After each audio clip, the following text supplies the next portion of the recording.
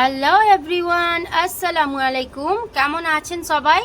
সকালবেলা ঘুম থেকে উঠে আমি আমার কাজ তো সেরে নিয়েছি। আতিফ বাবুকে অনেক কষ্ট করে ঘুম থেকে তুলে দোলনায় বসিয়ে খাবার খাইয়ে দিলাম।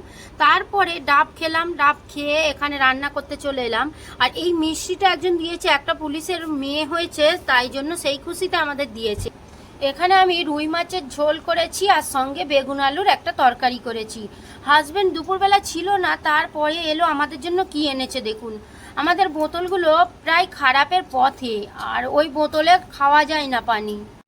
একে তো প্লাস্টিকের বোতল, তার ওপরে বেশি দিন খাওয়া তো ভালো নয়, তাই নিয়ে এসছে। এটা আমার আকিল বাবা খুলে পরিষ্কার করলো। সঙ্গে দেখুন আকিল বাবা এখানে মাছ ধরে এনেছে। জানেন, প্রথমে আকিল বাবা কিন্তু মাছ ধরতে পারতো না, আর এখন শিখে গিয়েছে। ছিপে করে এই মাছগুলো ধরে এনেছে, আপনাদের একটু দেখালাম। আমার এইরকম মিনি ব্লগ আপনাদের কেমন লাগলো কমেন্টে জানাবেন। আল্লাহ হাফিজ।